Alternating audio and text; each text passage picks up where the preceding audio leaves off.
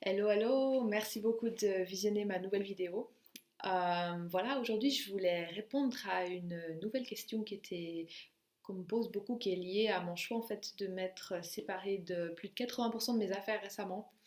C'est vrai que j'habitais effectivement dans un appartement assez grand, j'avais une table en verre de 2 mètres par 1, j'avais vraiment un immense canapé d'angle en cuir, enfin vraiment énormément de meubles, donc j'habitais toute seule. Et c'est vrai que depuis mon retour du chemin de Compostelle, j'ai commencé à vraiment me rendre compte que la plupart des choses que j'avais étaient vraiment démesurées et que moi toute seule, par exemple, j'utilisais vraiment juste une portion de la table, j'utilisais vraiment juste toujours le même coin de l'appartement et que donc toutes ces surfaces occupées étaient totalement inutiles en fait. Comme aussi la plupart des choses que j'avais, je veux dire des vêtements que j'avais pas mis depuis des années, euh, voilà, surtout des objets décoratifs dont j'avais vraiment plus, que je regardais vraiment plus, que je me demandais même pourquoi je les avais. Et donc j'ai vraiment petit à petit j'ai commencé à vendre les meubles et c'est vraiment au moment où j'ai eu une occasion de quitter l'appartement parce que c'est vrai qu'il était à vendre, donc on m'a demandé de partir. Et là je me suis dit j'ai vraiment pris un petit studio, j'ai vendu tous les meubles que j'avais et j'ai donné vraiment la plupart des affaires à des organisations, à Emmaüs, à différentes organisations.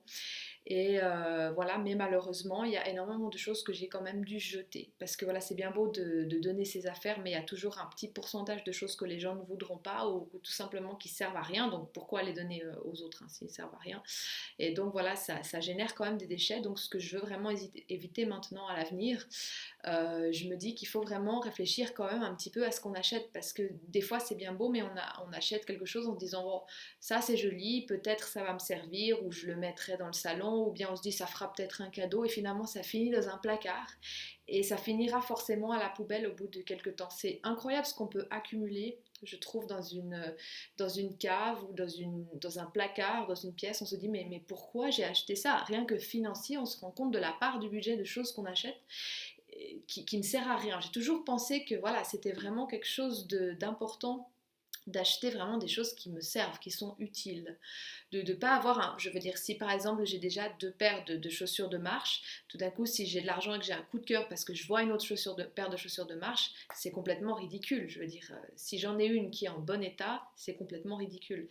Et donc voilà, j'en suis arrivée à vraiment un petit peu l'extrême, c'est-à-dire j'ai 4 pullovers, hein, j'ai même pas d'armoire, j'ai 2 pantalons, mais voilà, après moi, au niveau de mon style de vie, je me suis vraiment sentie beaucoup plus en accord avec moi-même, aussi beaucoup plus libre de me dire, voilà, j'ai vraiment des choses qui me servent à quelque chose, j'ai vraiment le minimum, et donc ça veut dire que je suis libre de ne pas avoir à déplacer aussi des tonnes d'affaires si tout d'un coup je dois partir à l'étranger pour un nombre d'années indéterminé, je ne sais pas, et bien je me sens beaucoup plus libre de partir. Voilà.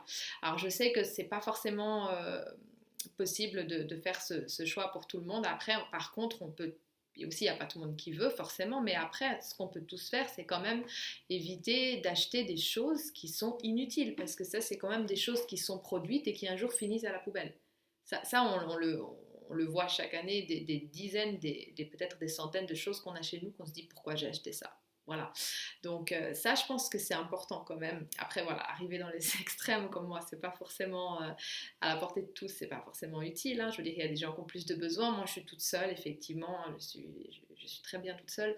Et donc, voilà, j'ai pas l'utilité d'avoir des dizaines de choses. Ça a été aussi un gain financier au niveau de l'électricité, par exemple, et du chauffage. Ça, c'est vraiment une différence incroyable entre donc ce que me coûtait avant le fait de me chauffer, alors qu'effectivement, j'utilisais qu'une portion de la pièce. Donc voilà, il n'y a pas photo, ça me coûte au moins, bon, surtout que c'est collectif maintenant où j'habite, mais vraiment 4 fois moins. Donc c'est sûr que je peux que me blâmer d'avoir chauffé et utilisé de l'électricité à perte pour des pièces voilà, dont j'utilisais même pas la moitié. Donc ça, c'est vraiment énormément un gain énorme. Je pense que tout ce qu'on a en petite quantité, on apprécie beaucoup plus. Pourquoi aussi quand on marche comme ça à longue distance, tout paraît meilleur, l'eau paraît meilleure, la nourriture paraît meilleure, parce qu'on en a vraiment besoin. Et moi, je pense que effectivement, d'avoir besoin, on doit vraiment avoir besoin de quelque chose pour l'avoir. parce que sinon, voilà, ça rompt un peu un équilibre. C'est de manière générale, en fait, hein, c'est de manière générale, mais voilà, moi j'ai vraiment trouvé que je vivais beaucoup mieux comme ça, que j'étais beaucoup plus en accord avec moi-même. Et voilà, donc je voulais effectivement vous en faire part parce qu'on m'a quand même posé la question, qu'est-ce qui s'est passé surtout les gens qui me connaissaient il y a 5 6 ans. Une journaliste aussi à qui je racontais mon parcours, elle m'a dit mais c'est pas le contraire normalement, je veux dire, c'est pas avant j'habitais dans un petit studio et un jour j'ai décidé d'avoir une maison ou une voiture. Et bon, cela dit, pour moi le plus important c'est d'avoir une vue sur, voilà, comme j'ai maintenant, sur un grand jardin, un parc, d'avoir une grande terrasse, une immense porte-fenêtre et qui laisse rentrer beaucoup de lumière. Et c'est vraiment ce qui compte. Et tout le reste, c'est que futile, je veux dire, tous les autres mètres carrés. Voilà.